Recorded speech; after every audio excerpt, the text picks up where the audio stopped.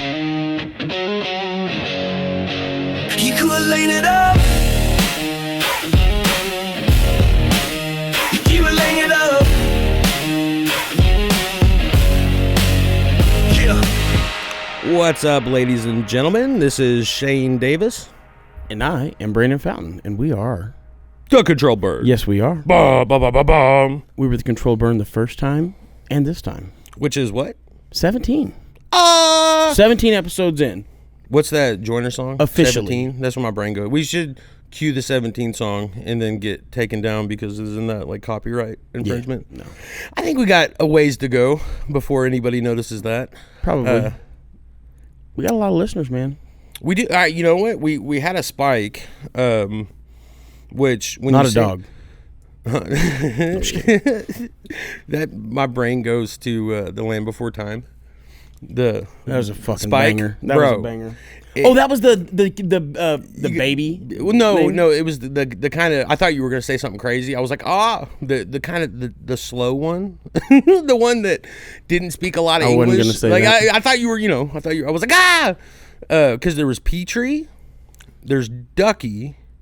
Oh. Petrie was the little bird one, right? I think, and then Ducky's the little. Like lizard-looking one, and then obviously Littlefoot.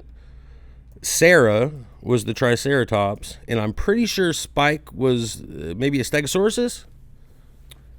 He wasn't fully stegoed out, so I am looking because now my brain has Ducky, Littlefoot, Sarah, Petrie, Rooter. Ooh, I don't know. Rooter? Yep.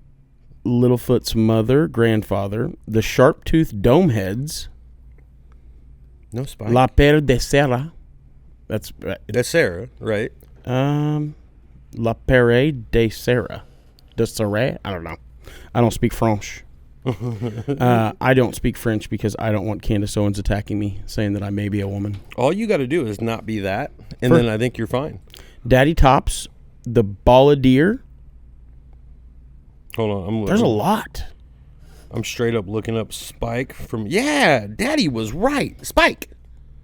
Good shit, dude. I don't have a memory like that. I remember Littlefoot, and you said another one that really rang a bell. Petrie?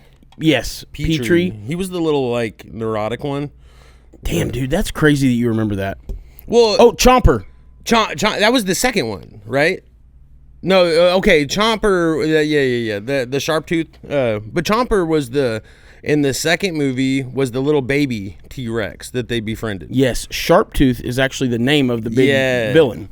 Well, I still look at anytime I see like a tree star, like when I see leaves, like those ones that are like shaped out like like big, almost like big fan leaves. Yeah. In my brain, they're tree stars. Like Okay. Yeah. All right, well, The Land Before Time is probably, like, I don't know how many movies I remember before that. It's definitely, like, one of the first movies I remember. It's very nostalgic for me. Okay, so movies that a lot of people probably can't think of and name, but when you say it, it makes you go, ah. Right. Which one of those was one that was just a banger for you? I feel like The Land Before Time is not that. I feel like it was pretty popular. Yeah, I got the perfect one. And the only reason that it's fresh on the dome is because I was going through movies with my kids last weekend, and we watched a few, but this was one that I saved because I was like, oh, we have to watch this. Thinking of one. It's not an animated movie. Okay, never mind. It's a real people movie, but it's definitely like a late 80s. Flight of the Navigator? No, I don't. That's one I don't. I know what you're talking about. That's but Fred Savage. Plane, the guy from, yes, they make or no, they don't make it. They find it, right? I remember what you're saying, but I don't. That one doesn't like. So Boy Meets World. He's not Boy Meets World. Wonder Years. Wonder Years. Yeah. The brother. There's is it Ben and man. My wife is blowing me up right now. Dude, you better respond. I don't know if y'all remember last week, but Daddy got in trouble because. Yeah, I'm just trying to. Yeah, I did not respond. Well, I'm just gonna find my phone. It's right there. Tis right there. But no, the movie, which you probably haven't even watched this one, and I hope all of our listeners, I hope this just hits somebody right in the feels. Dick Tracy.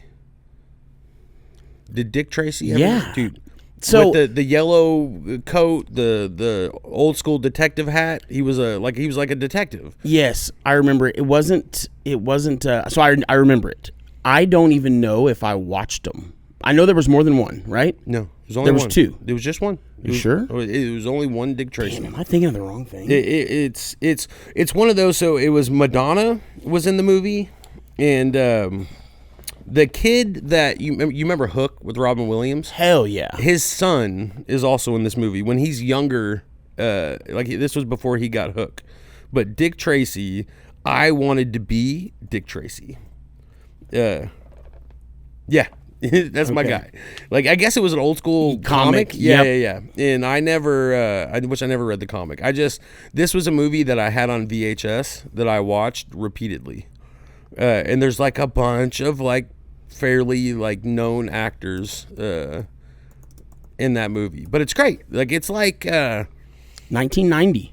Was it 90? Yeah. Okay, yeah. I wasn't sure. But that is one of the earliest memory movies. That, All Dogs Go to Heaven, and The Land Before Time. Bro, it was a movie, or maybe it's a play. Do we have movies in the 30s? I mean, bare bones, maybe. Yeah, maybe like black and white, no sound, maybe? Yeah. Well, anyways, it looks like a movie poster or a play poster for Ralph Bird in Dick Tracy Returns, 1938. So it was an old school that they remade. Well, the movie's definitely set in like, it feels like the 50s, 60s. Like, it's old school cars, like old mobster guys. Like, it's Well, the mob stuff, I think that's where 30s and 40s is real big, right? 20s and 30s. That's the Tommy gun era.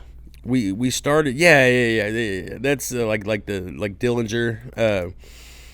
No, bro, have you ever watched The Sopranos? Was that one you ever got into? No. Me, dude, we just started it, but I think I've started it like 4 times. Is it good? It's not bad. Like I think we're on like 3 episodes at this point, and it's the problem, I guess, which I don't even have a problem with it, but it's not like we just finished that Animal Kingdom show that drew me in. We watched the whole series, 5 seasons, got it done in like a month. That whole like mob New York, the gabagoo, like that vibe, like it just kind of gets old. Like, it's like, all right, like They just made so many of them. It's all kind of the same, you know what I mean? Like it's all very like, which is cool. Like, it's like, I know I met when I was in the Army, and I've told you this before, but like I met a ton of dudes from New York, a ton of dudes from Jersey. Those guys say the wildest stuff, out of pocket stuff, and they're the quickest people I've ever met in my life to throw a punch. Like the East Coast, New York. I've been told that I'm very loud, so apparently you're quiet and I'm loud, and it's offset. So she's trying to get you. Should I yell? No, did you guys hear that? That was our lovely producer. Just want you to know how great our producer is. Our producer has let us develop bad habits because we're 17 in now. 17. And I've just found out today that you're loud. That I'm a problem. But it seems to be the fucking theme of the week. We need. Well, why don't we just muffle you down a little bit? You know, put a mask on you. Because you can't silence this. Okay, I got sidetracked. Tell me, Dick Tracy. What's your? Because you're 2 years behind me. Mine's animated. Mine's a cartoon. The Little Toaster. Oh, the Brave Little Toaster. Brave Little Toaster. Oh, absolutely. My God, absolutely. Bro. Even the Brave Little Toaster Goes to Mars is bro, legit. That was one of my, and I tried to watch it with my girls. It's terrible. It's terrible. Bro, well, and Blanky was my, love Blanky. I forget the vacuum's name. Damn it. Just aggressive as fuck. That vacuum was so mad all the time. But I get it. You know what I mean? Like those things were all abandoned. They were in a house and they had a family, and then everybody left. Or Brave Little Toaster came out before Dick Tracy. oh, I believe that. Yeah, 87. Now that you said it, that's definitely on my. I would have said mid 90s, but Goes to Mars was 98. Wasn't the radio Robin Williams? Am I right on that? Damn. The radio was the shit. Toaster, Lampy, Blanky, Kirby was the vacuum. Correct. Yeah, makes sense. Me and you both dabbled in Kirby vacuums. Yes, we did. I worked there at Tulsa in Tulsa. They had a Whatever. So they're all authorized retailers or whatever. Right. It was called Zimco, I think. Is that where you were with me, right? No. Two separate. Which, in all due fairness, you did it at a younger stage in life than I did it. Like you did it close to no experience as far as like real world. Oh, that was my first real sales only job. Like I thought they gave me a very poor sight into what sales was. Right. While ultimately showing me exactly what sales was, if that makes sense. So that was cutthroat. I mean, oh yeah, I never understood like why they made some of the moves they made, and then looking back on it now, I'm like, oh, now I know that if I weren't fat and had the sales brain that I have now, I would have murdered it. Mm-hmm. I would have. Oh, probably can't say that. I would have absolutely unalived it. Okay, but yeah, man. So we went in. They paid us for training, which is crazy because from what I understand now, they talked a whole bunch of people into doing that and not paying them for 2 weeks of training. That's what I was gonna say. It was hilarious. like a week or 2 weeks. Like yeah. So I did that part. for us, I made it through the training, and I was out in the world doing it for a month. Right. I sold 5 or 6 vacuums. Well, in each vacuum was like $2,500 So ish. I think $2,800 was the goal. Yeah. Like that was the price. However, you could sell them much cheaper, but you weren't going to make a paycheck, right?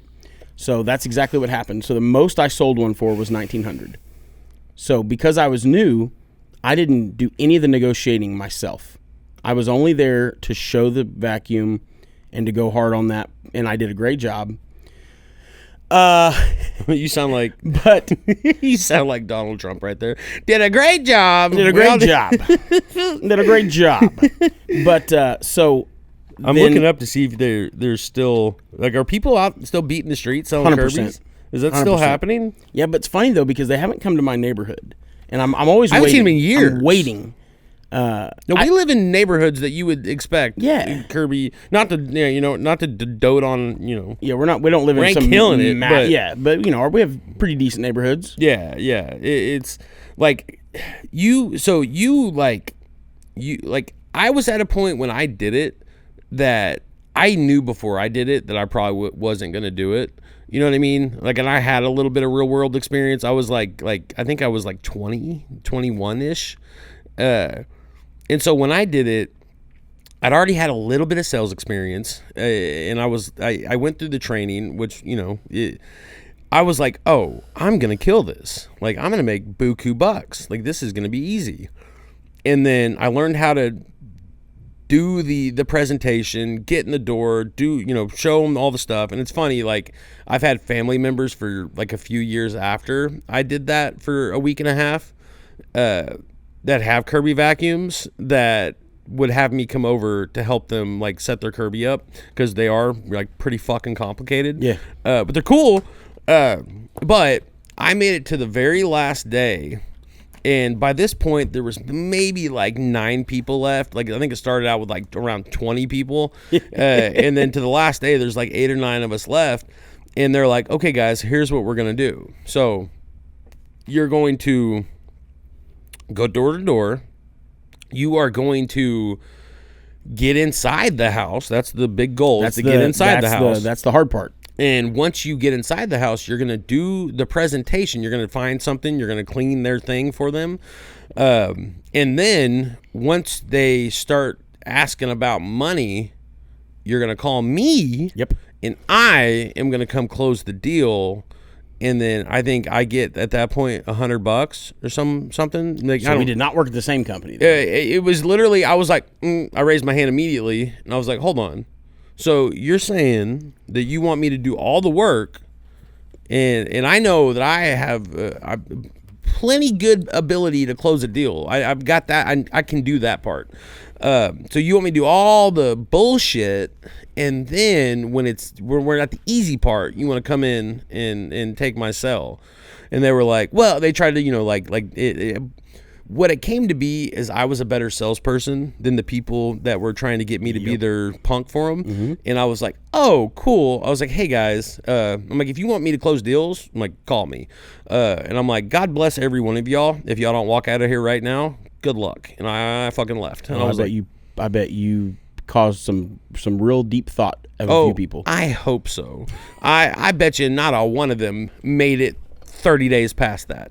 Like, that was a very, like, I don't think you really knew what you were getting yourself into until like day 2 of actually like boots on the ground. Cause like you would hit a neighborhood in the morning, and like when I've done door-to-door sales, the way it worked, like for the most part, was you would hit a neighborhood in the morning, and that would be like you're weeding out who's at work, who has no money, like, blah, blah, blah. And then you come back through, do another midday in that same neighborhood. And then that's you really refining who you're going to hit at that 6 o'clock-ish hour when everybody's home from work. And then 6 o'clock, you do the same thing. You've kind of got a list of leads, and then you go start trying to close people. Yep. It was kind of the door-to-door approach that I was, like, I guess, taught. So ours was pretty much the same. The place I was at, we didn't stay in one neighborhood we didn't go back necessarily. Like, we could make one pass back through, but it was 2 times. Like, you went through, knocked, and honestly, it kind of seemed like the people that were home during the day, you either had a really bad chance or the best chance ever, because it was either a mofo that didn't work, that couldn't afford it, right, or it was a wife that you could really sell on. And if that happened, usually it was a pretty good shot, right? I didn't sell a ton to people that I didn't know. I sold, I think 2 or 3 to people I didn't know. However, I keep saying that as in I didn't sell shit. I got in there and did the sale, but I didn't get to close anything, right? Right. Like you said. So I got more than $100. It was still based on how much the vacuum sold for. Right. But what I didn't know is how, I guess I didn't understand how bad the pay plan was. If the closer couldn't hold gross, my closer didn't hold gross on anybody. Now I can understand he didn't hold gross on my grandfather, because my grandfather did not want one, did not need one, didn't clean his house. He paid. This is after him and my grandma divorced, right? Right. So he paid somebody to come every couple months, and we just kind of picked it up, right? But you got to have one that you got to play with at home? My grandfather bought one, and then a week later I quit. That'd have been fun. So they handed me a $90 paycheck for 2 weeks worth of work and 5 vacuums sold. Did you stroke out? Yeah. It was my first, I remember it was my first real heartbreak. I was like, oh, the world will try and fuck you. It was like my first real, like, ouch. No, because I worked at a vet clinic when I was 14. That was honestly my first real heartbreak, because I was 14. I was working as much as they would let me work, right? Because there's laws about how much an underage. Were you drawing a paycheck at that point, or were they paying you under the? No, paycheck. It was amazing, right? I felt like I was the shit. They loved me, so I thought. But dude, I came in real early and real late, and I was like a kennel tech. I kept the kennels, cleaned up the shit, took the dogs out for walks, fed and watered, gave certain medicines that were already divvied out, and I just had to like give it to the dog. Right. A girl that had worked there for quite a while, she was kind of, I guess, a piece of shit, but because she was in that role for a long time, but somehow knew or was related to somebody. So she asked me to switch shifts with her. So I was like, yeah, absolutely, no problem. I thought she was going to handle the necessary role to switch shifts. I showed up for the shift that she wanted me to work for her. She did not show up for the shift that she was supposed to work for me, and I got fired over it. Really? And it came a week after they had a talk with me because apparently I was milking the clock. I wasn't. I was just ADD and slow. You're 14. At 14, right. Yeah. But no lie, at 14, my grandfather or my grandmother drove me to my job, dropped me off, and came and picked me up a couple hours later. I was supposed to go in. I was supposed to clean up after the, any messes that were made, walk every dog, do, I think, a load of laundry or something. That was it.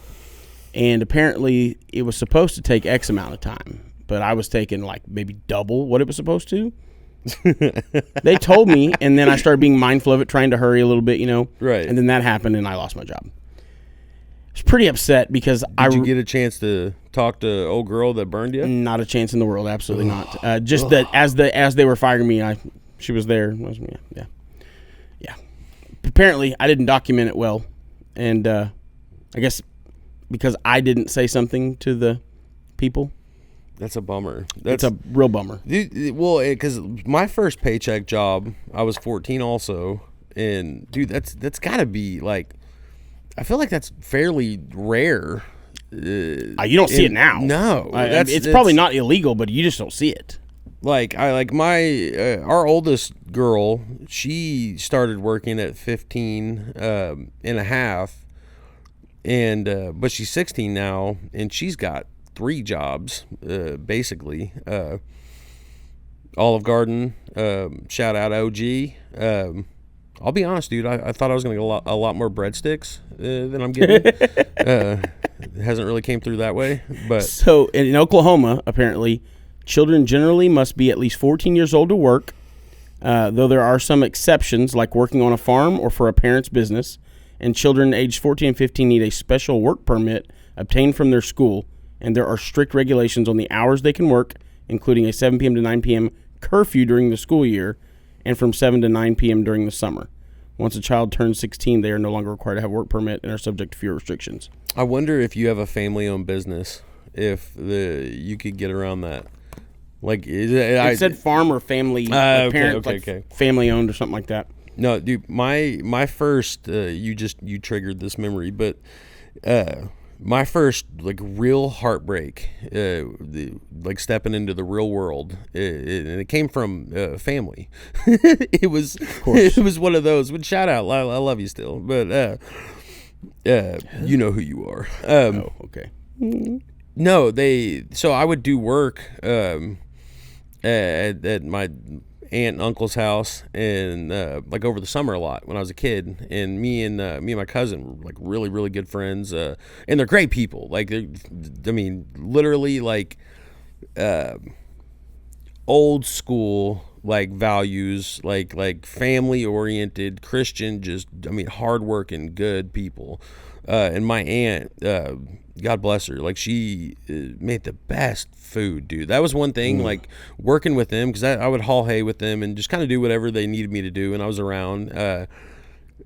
You knew you were getting a great lunch, like, and the lunch would be like sandwiches. Be worth it. Oh, dude, she would come out and they would have remember sandwich spread? Oh yeah. And then that like olive loaf. Oh no. Olive loaf is the jam, bro. Oh, dude, it was fantastic. It would, she would bring sandwiches, and then for dinner, it would be, and she had her own garden, and so she'd always have like cucumbers and tomatoes and like raw potato chopped up, and then eat them with salt and pepper to like get ready for your meal. And we'd all sit there and watch King of the Hill, and then eat. And dude, it was great. It was great memories. But they had me. They wanted me to paint their house, like paint the house, the outside of that, like the whole outside of the house. Damn. Oh, dude, I know. Well, and I think there was something we were trying to get a sprayer. It ended up being I had to do it with paintbrushes, And brushes? paintbrushes. And The whole outside of the house? so Not even a roller, bro? the majority of the house I did with paintbrush, and then we had a roller at one point, like the right side of the house. I ended up doing a lot of that with a roller. Were you being punished for something? No, Oh. I was excited to do it because at the time, and I think I was 15, 14, somewhere in there, but all my friends were playing paintball, and I didn't have enough money to buy a paintball gun. Yeah. And all the, at the time, paintball was like pretty hot, and Yeah. they were expensive. Dude, I was just about to say. It was were an way expensive thing. My parents, they couldn't afford, they weren't going to buy just a random paintball gun for no reason. And so I was like, okay, bet. And they didn't tell me what I was going to get paid to paint the house. Oh, no. But I made it known that this paintball gun that I had in my vision, it was like, I think it was like $100, something like that. Maybe like plus or minus $30. And so it takes me like 3-4 days. Like, I mean, it sucks. And I'll be real with myself. Probably wasn't the best job. Sure. Yeah. Like it was. But they knew. Well, they and should have known that hiring a 14, 15-year-old. And they never went over it. Like it stayed me for how, like, still I think to this day. And it was pretty color. It was like purple trim, like kind of grayish. But either way, did it all. And then my uncle hands me this check, and like a job boy, and I'm like, oh yeah, buddy. And I open it up, and it was $50. It was 50, and Dang. like my heart just, and here's the thing.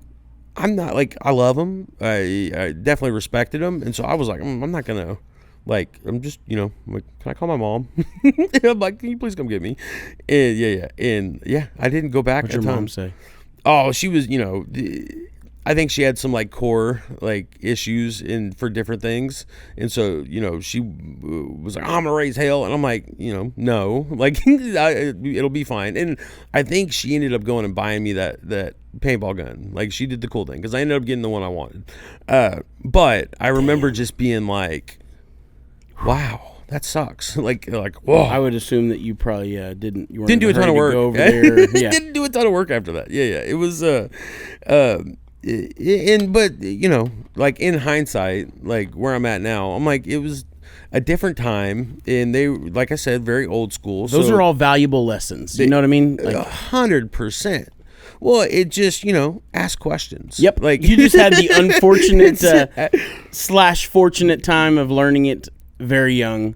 That set you on a path of, I'm going to get that number up front. We're going to agree on that up front. Oh, dude, it definitely, it teaches you less. Like, I saw this crazy statistic, which it makes sense, because people will, they're only, like, nobody's going to give you the house. Like, nobody's going to give you everything that you want in your brain or you think you deserve. And I saw this statistic that was like, people who switch jobs every 5 years throughout their adult life or career make,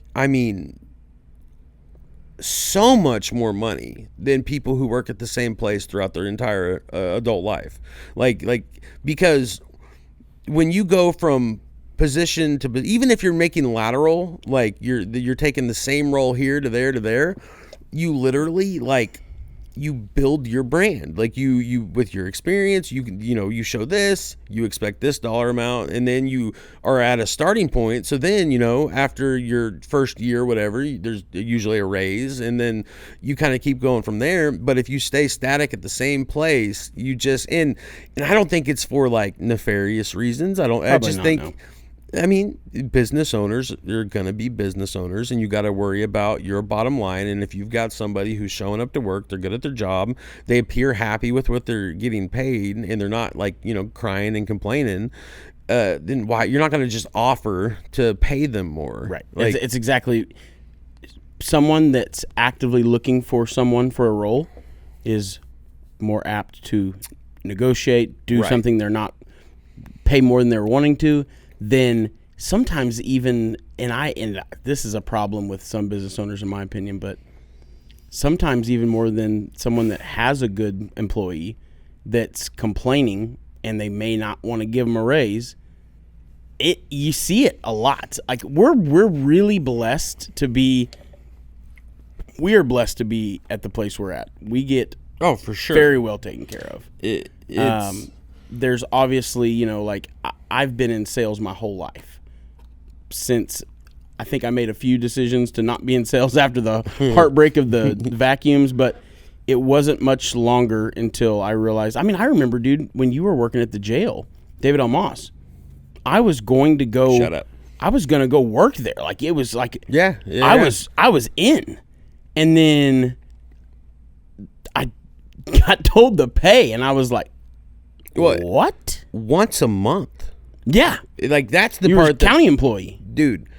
Which they didn't know this, but I was so broke that first like month that because the very first month you do a whole month of training. Yeah.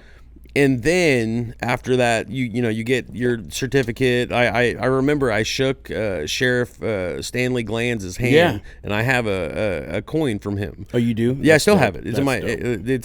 I know he didn't have a great exit. What was his exit? I remember there was a. Oh, he got pushed out, and that was it embezzlement or something. Yes. Well, I know that he got in a lot of trouble because like his sister or a relative was like living on a camper, like plugged in like to like state property. Like it was something crazy like that. Like they were using state funds for a lot of inappropriate shit. But I mean, you see, he was there a long time too. You always see it with dude, the lifers, forever. Man. Like it's he the was same there thing with when politicians. Because you had an uncle, right? Yeah, that was a sheriff for a long time. He was a deputy. Yeah. Well, he was a high. I think he made it fairly high up the ladder as far as like ranking officers go, because he was. I think so. Worked at the jail, the old school jail, yeah. And I believe he was even at David L. Moss. I have to check with his son, my cousin Chris. Yeah, he started out. He started. Remember that time you almost beat him up? No, yeah, we talked about that on this show at least twice. we should send her that picture of him going into that riot. Like that's the dopest picture of all time. Oh, dude. Well, and it was so funny because there's so much forced perspective that's happening there. Oh, because yeah. They were on a little bit of a decline, and that officer that was down on the lower half of the hill was a shorter, chubbier fella anyway. When he was a little bit in front of him, like you can't tell that much because it's behind. And that guy was kind of tubby and not in riot gear. Chris is jacked. 6'9"? Yeah, I think he's 6'7", 6'8", something like that. He's huge. He's massive. A big fucking guy, yeah. And he's in full riot gear. Which is too small for him. It's not made for a guy of that frame. He looks like a fat child dude, at Halloween. I'll never forget when that was all happening. It was so funny because the biggest like cop page, at least at the time, was Donut Operator.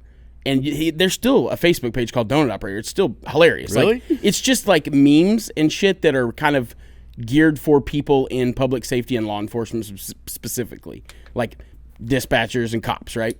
But yeah, Donut Operator. Look it up. It's funny. But he made it on Donut Operator. Like the guy talked about him on there because I think they had a podcast or something at the time too. And he made it on there. They talked about him and they shared that picture a bunch. Like that picture got shared so much. No, it went viral. Donut Operator actually called him Officer Kreger Clegane. And yeah, it was hilarious, dude. And I don't understand the reference, but someone it's a Game of Thrones. Is that what it is? Yeah, there it is. The mountain. Yeah, there you go. So, but yeah, that was so funny, dude. He made it so that was a really viral picture, bro. I literally on Google, I search giant Tulsa police officer. First thing that pops up. Is it? Yeah. First thing that pops up. Yeah. Like, hold on, I'm sending it to the team real quick. Dude, that's so funny. No, dude, he's massive. He's such a good guy too, man. Like he's the, not to like get off into any of the crazy topics like again, but he's the epitome of somebody you want as a cop. Like he does it for the right reasons, right? Like he was a young kid, right? He was a good football player. He was in a movie. He was an extra in that I can't think of the name of the movie, but it's on Netflix. It's a movie about a football player, not chosen, but oh damn, Anyways, I'll find it. It's not Rudy it's No. like a single word name football movie. I can't remember, but I see it was kind of a lower budget movie, but I think it wasn't it was box office, but it's on Netflix. It was popular. a feel good movie. Yeah, yeah. 100%. It was like a feel good family movie. Yeah, like a Friday Night Lights, but not with less money. Less ta-ta-tas. Calling Dinosaur. That was Varsity Blues. Yeah, but anyways, no. So he's like the epitome of like some cops become cops because they were little or picked on or have a power issues and whatever. He was never that. He was always the biggest guy. You didn't I don't ever know of him getting beat up. I do remember him got in trouble a few times at school because he got into a fight and the other person received the raw end of a deal. Well, he was in the what's it called? The Smoking Guns, the firefighters versus police officers twice. I think he was in it. Nope. I think he was in it twice. He was supposed to maybe a third time. I think he was only in it twice. I think he was supposed to be in it once, and the other guy backed out. He got sick or whatever, and then the second time I think he was in it.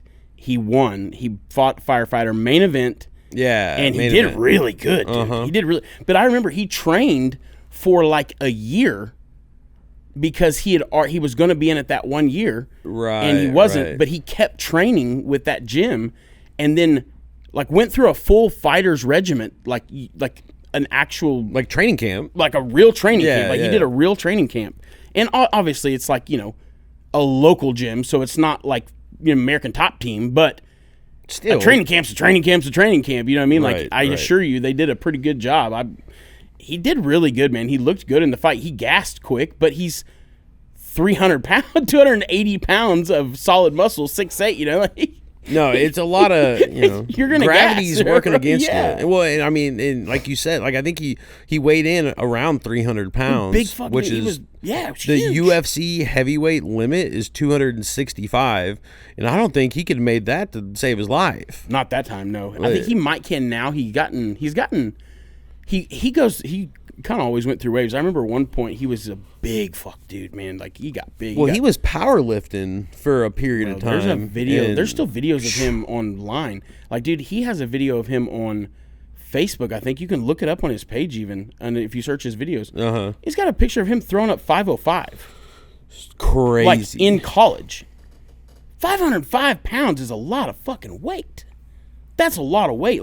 There's not a whole lot of people that bench 505. No. And he tossed it up. I think he did it more than once. He's a big dude though. He got the good side of the gene pool, I'll tell you that much. Well, and he wanted to be in the sheriff's office or a Tulsa police officer for, Tulsa County. I think deputy. His whole life, I'm thinking, right? So he was he didn't want to go D1 school because he didn't want to get away from his mom and dad. I'll just call it. He's my cousin. I can say what I want. If you arrest me, I'll kill him. Just kidding. I would never do that because he's an officer. Bro, speaking of all this police business talk, did you see Ron Durbin, the famed Ron Durbin from the old cannabis industry, was found not guilty of assault on a police officer last year, or I think it's been going on for 2 years now. So I seen the one at Tulsa County where they with his son beat him up. No, apparently I saw the first one. So he went to the courthouse and You're talking the one from a while back. Yeah. So I've seen that one, and then that's what this was. Now I've heard about. Oh, I did see a clip of a video where they arrested his son. I watched that right after it happened, and because that was the same day, or I think it was the day after he got that not guilty verdict, because he's been fighting that this whole time. And it's funny. He went back to rub it in their face or to get video. Well, or what did he go back for? He's been active within the last couple months. He's been in Oilton, where my wife's from. He's been. He's kind of transitioned to Second Amendment auditing. First Amendment auditing. Sorry. And he's been putting people on blast, because these small towns are good pretty little following on YouTube for not having a channel there. I remember when he was talking about naming it. Yeah.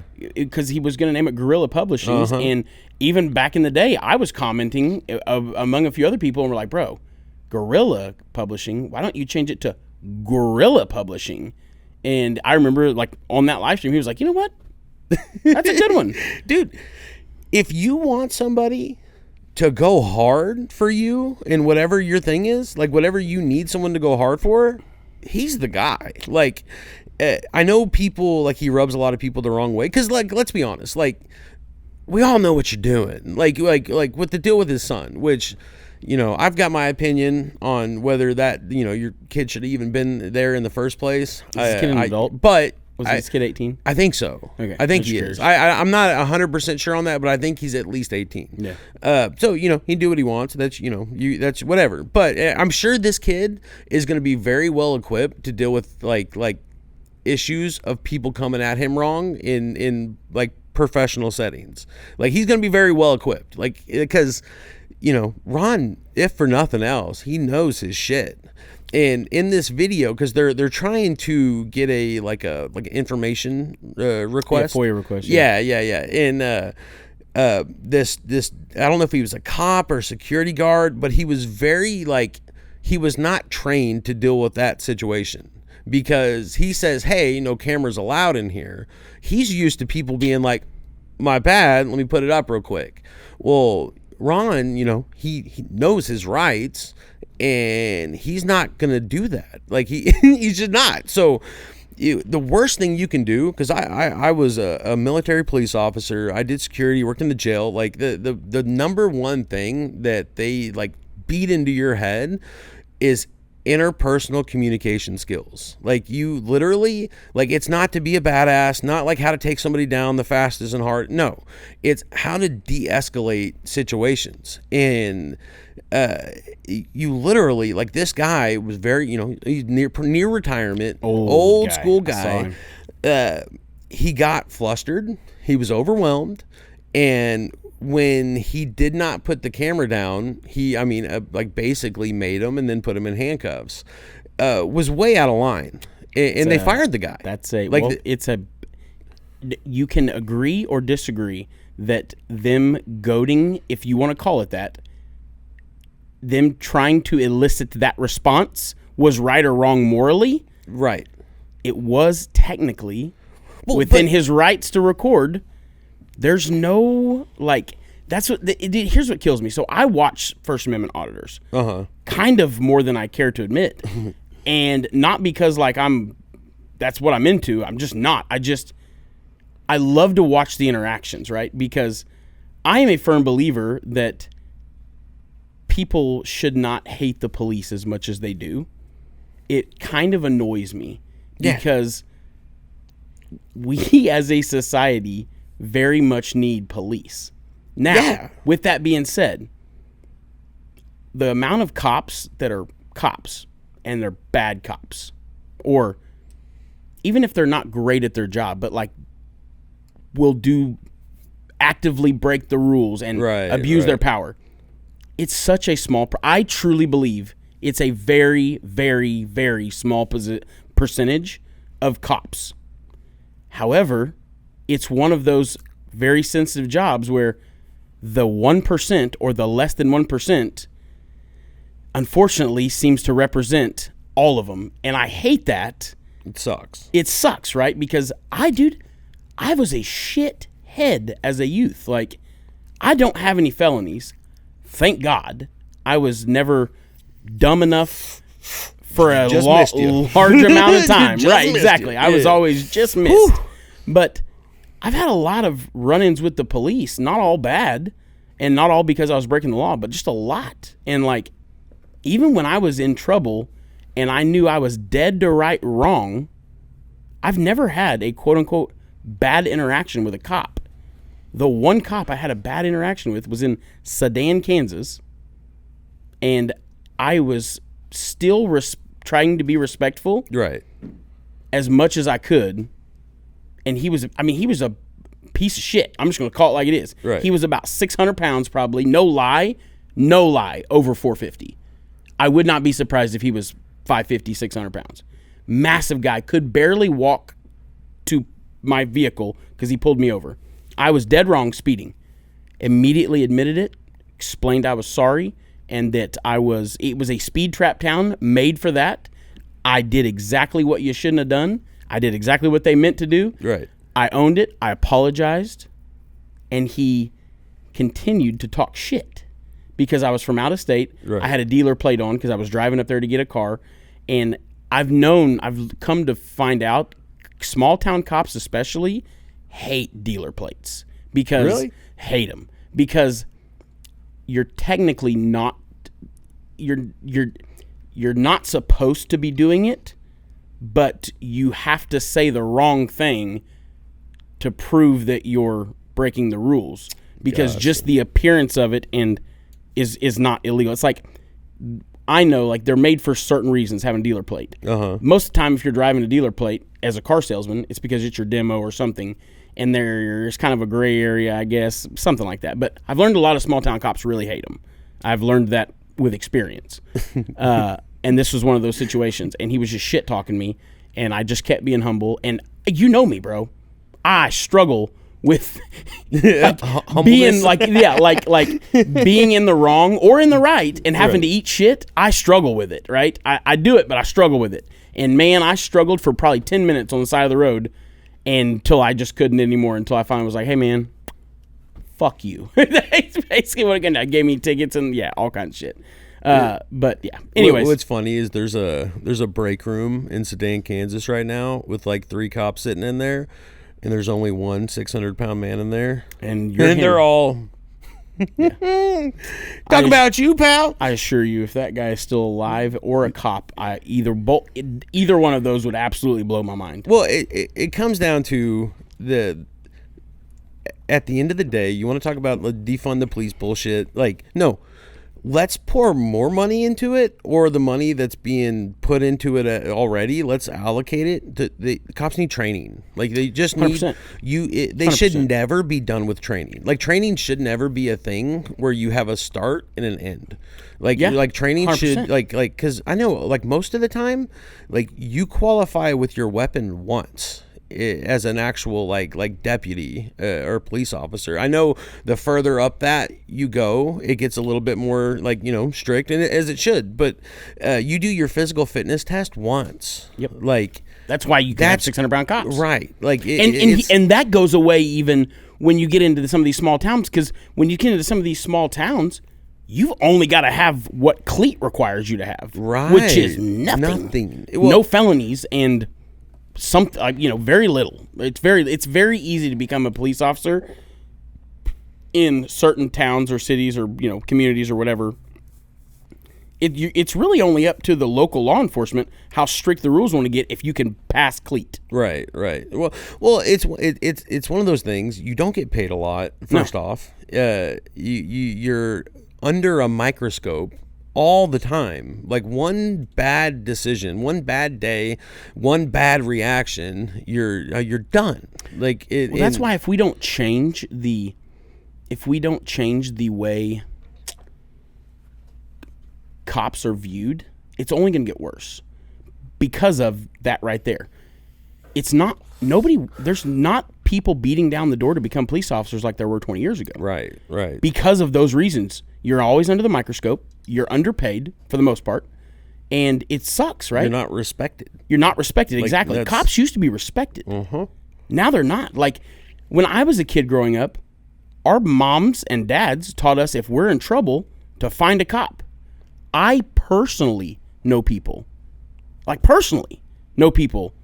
that tell their kids to not speak to the police and avoid an interaction with them if possible, including when they're in trouble. And that blows my mind, breaks my heart. It's a bummer. It's a bummer. And I think if you had like physical requirements, if you had mental requirements, and even if you didn't, like, I'm less worried about the physical and more worried about the communication. Like, you should always be having like how to communicate with people classes. Like, because if you can learn to de-escalate or like empathize with who you're talking to, and everybody thinks they're the hero in their story. So if you can try to kind of find that and get them there, like which if you learned anything from the controlled burn today, take this with you. Like the one skill that I took the most from all these classes I've done is if someone's yelling at you, if somebody's just going at you, just loud, aggressive, talk lower. Yeah. Your responses should They're going to match your energy. They just naturally have to calm down. They have to come down a little bit just to hear you. So funny. It's a lot of sales training. Same stuff, like same exact stuff, right? But yeah, dude, like I'm not a big proponent of like paying people more to get them to do better. Like I don't believe in rewarding negative behavior. But a lot of times, now it's not the case in a lot of cities, but in some cities and towns, if you paid the cops more, or if you offered more to be a police officer, right, you would have more applicants. Mm-hmm. Ergo, you could weed out problematic people easier. There's always going to be a different pool. Slip through. Yeah, absolutely. And there should never, like you said, there should never not be continuing education. Like you should have to run reps all the time. You should have to qualify at the range, X amount of rounds. I think at least once a year. And most importantly, probably the most important is escalation, de-escalation training, right? And reaction training. Like it should become muscle memory, like absolutely to given a situation when to, use of force, right? But we can sit here and talk about that all we want because none of us are cops. Couple 1-2 fat boys in the cannabis industry. Fat boys in the cannabis industry, quite the opposite of a cop. But yeah, man, I hate it. I hate to see that. But the First Amendment auditors though, I love to watch it. I hate the ones that are asked. Like, I think it's super fascinating, right? And it's cool because your whole job is to. I've always wanted to be, since this has been a new thing, like I've always wanted to be a personality of some sort and get paid for that, right? Influencer, actor, whatever. It's always been something I've always wanted to do. I would love to be rich and famous, more so the rich part, but the famous is cool. I would love to be rich and famous by making videos and just being able to do the shit I do and talk shit and get paid for it. That'd be amazing. You could do that. So many people tell me that. I feel like we could probably do that. Nah, I mean, here's pretty good. I'm not. Even when you piss me off right before we shoot an episode, we still got a pretty good vibe. Don't come at me with dumb shit right before an episode. But no, like genuinely, like like I remember we went to that Biggest Loser tryout way back in the day. I didn't make it, bro. Well, but it was one of those ones that I was like, because I remember because you didn't want to do it and you weren't you didn't quite meet the size criteria of what these people were. But I'm like, dog, like if you just got put in the right place. I wish I would have just pretended to be fatter than I was. I wish I would have just been a little bit less mobile. Because I remember, in my brain when we did that, I was like, I need to show these people that I'm not a fat slug. And so I need to be, mobile and active so they can see that I'm wanting to. I think that was a bad call. No, they want fat slugs with a little bit of personality. I really think so. I really think so. I remember, even in the line, because, they had people out that were watching in the line and, examine line too. I remember I was trying to not sit. I wanted to stand the whole time. Right. And so many of those fatties were sitting down and I was like, God, you lazy fat shits. It was crazy because we're there and then we're in the Sane line and we would move a couple feet it was terrible. Every 30 minutes. It was maybe 5 or 10 feet every half hour. And God, it was terrible. But everybody was literally they had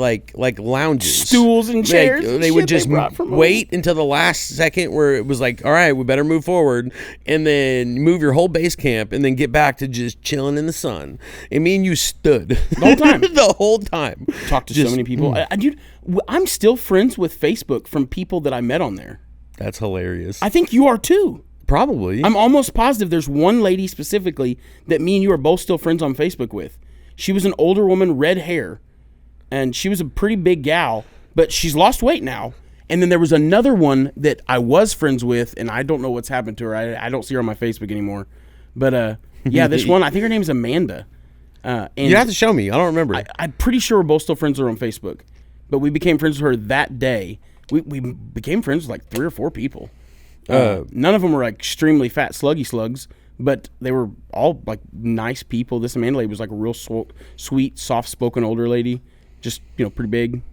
No, I kind of halfway remember curly hair. I don't know if you remember that. I can't no, you have remember to her last show name. me. I'll have to look her up. No, but yeah, I guess to circle back, we all when you're talking about the auditor type, like we all know the game you're playing.